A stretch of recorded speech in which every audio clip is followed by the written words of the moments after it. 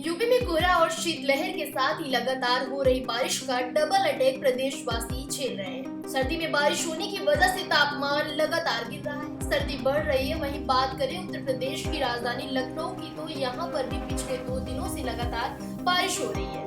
यही नहीं, पूरे प्रदेश भर में बर्फीली हवाएं यानी शीतलहर की तीव्रता में तेजी देखी गई है। हालांकि प्रदेश में विजिबिलिटी में सुधार हुआ है, यानी कोहरे में थोड़ी कमी देखी गई है।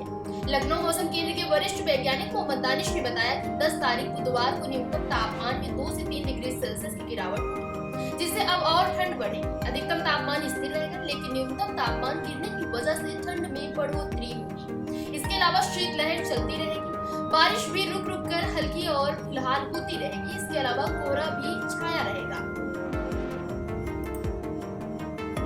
लखनऊ मौसम केंद्र की ओर से दी गई जानकारी के मुताबिक लखनऊ का अधिकतम तापमान 20 डिग्री सेल्सियस, जबकि न्यूनतम तापमान 8 डिग्री सेल्सियस रहेगा। वहीं बाराबंकी, हरदोई, कानपुर शहर, कानपुर देहात, लखीमपुर खीरी, गोरखपुर और वाराणसी समेत बलिया, चुर्क, बहराइच और प्रयागराज में न्यूनतम तापमान 4 डिग्री सेल्सियस से लेकर 5 डिग्री सेल्सियस के बीच ही रहेगा, जबकि इन जिलों का अधिकतम तापमान 14 डिग्री सेल्सियस से लेकर 15 डिग्री सेल्सियस के बीच रहने का पूर्वानुमान है।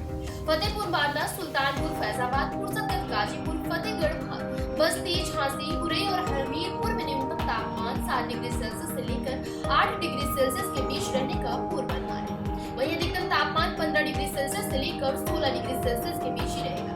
बरेली, शाहजहांपुर, नजीबाबाद, मुरादाबाद, मुजफ्फरनगर, मेरठ, आगरा, अलीगढ़ और बुलंदशहर समेत इटावा में न्यूनतम तापमान 5 डिग्री सेल्सियस से लेकर 6 डिग्री सेल्सियस, जबकि अधिकतम तापमान 10 डिग्री सेल्सियस से लेकर 11 डिग्री सेल्सियस रह सकता है।